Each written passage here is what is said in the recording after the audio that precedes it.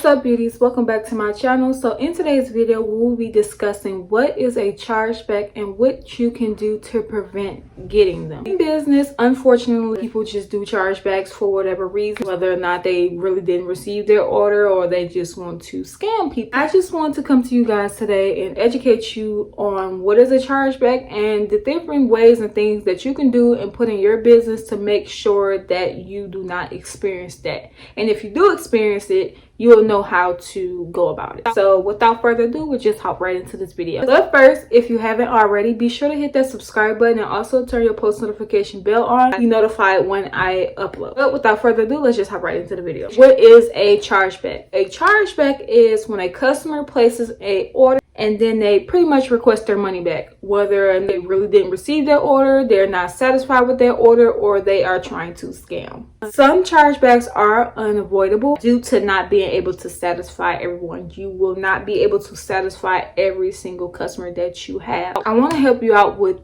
to stay away from, to avoid the fraudulent ones, the ones who are out to take from you and not actually, they're just trying to get down on you, basically, pretty much. Here are some tips and tricks and ways that you can help reduce chargebacks. Implement these into your business, you lessen your chances of receiving a chargeback.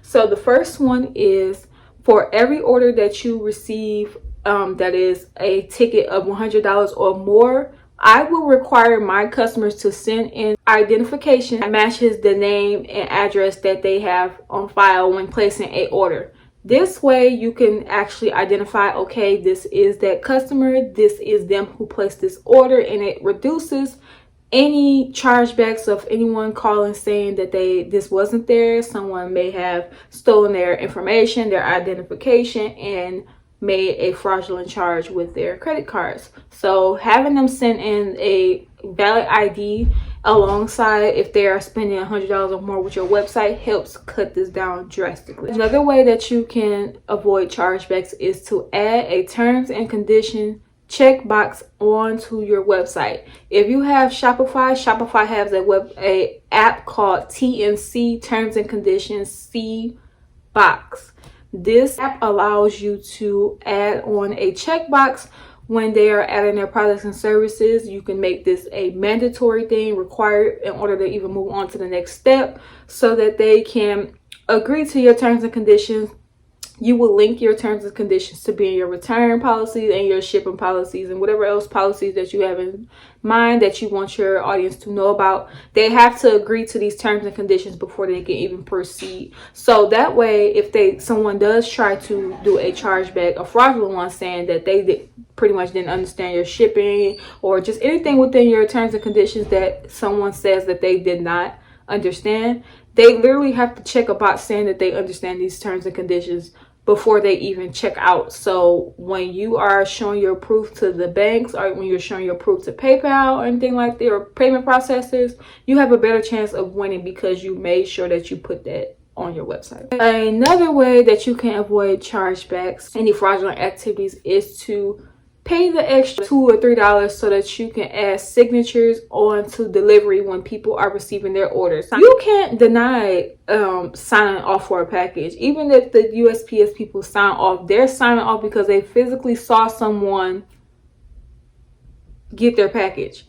And when you pay for that extra step to get them to sign, there's no doubting. And even if it is a fraudulent charge, you know what your signature looks like. So they copy every single thing that goes to their database, so they'll be able to pull up that signature of saying that somebody signed off for this package. So if it does not identify with that customer and they do a chargeback, then you're able to kind of just go through that process. But for the most part, it'll protect you, letting you know that, hey, you sent this out, and also too, it sends a confirmation both for the customer and yourself that this package was delivered, and it gives a signature of who exactly signed up for and a timestamp. So another tip to avoid fraudulent charges is to not accept fraud alert orders.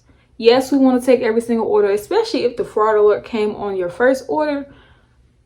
Me personally, I would just reject it just to be on the safe side, because you don't want to be in a process of where you are packing and shipping this order out and it turns out to be an actual fraud order and they do a chargeback and you have no way of showing any proof or anything like that. So now you not only have lost out on a product, you also have lost out on money. So you want to make sure that you're protecting yourself at all times. Better safe than sorry. I would just not even accept that order, or just have them go through the extra steps of sending an ID, even if it's lower than $100. If that fraud alert pops up on the account, I would just reach out to them and say, hey, can you send over identification, just saying that it's you, so that I can go ahead and ship your order out. Because the next tip that I have for you guys is to make sure that your descriptions are as thorough as possible, so that literally your customer, when placing an order, they have no doubt in their mind that they're going to be getting exactly what they paid for.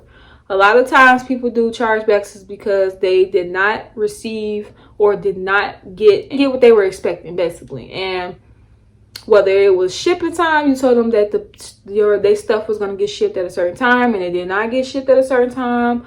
You told them they were going to be getting one jet black wig and they got a 613 wig. Whatever the case may be, you want to make sure that your descriptions are as thorough as possible. You want your customer to literally have no questions, no doubt in what they're getting. They know exactly what they're getting based on not only the product pictures, what you put on your social media pages, but what you put in your product description. So they know exactly what they're getting and when they're getting it. The last tip that I have for you guys to avoid chargebacks is to keep them informed.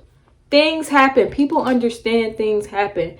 Sometimes we can't control shipping. Sometimes we can't control shipping because that's out of our hands once we take it to the post office or where we're going to be shipping through. But keeping them informed, letting them know, hey, shipping is delayed.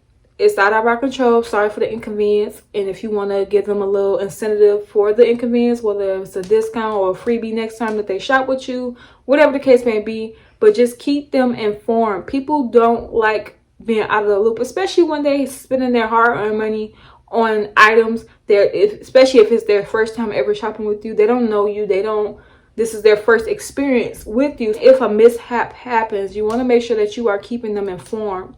If they're emailing you asking, hey, what's going on with my order? It was supposed to ship out on this day. I still haven't received it. You know, checking in with them, seeing where their stuff is at, answering them promptly. If it's a bulk and it's multiple people who orders are delayed, making sure that you're keeping them informed with whatever platforms you're on and just letting them know, hey, shipping is delayed. I'm sorry for the inconvenience, but just keeping them informed. Don't just not say anything, because then it looks bad for business, for one. It makes you look like a fraud, and you just don't want that. And you want to make sure that you are avoiding chargebacks as much as possible. But those are my tips and things on how you can avoid chargebacks. If you found this video helpful, be sure to give it a huge thumbs up. Also, comment down below what other business tips or advice you guys are seeking. I will gladly to make a video on that. But until next time, you guys,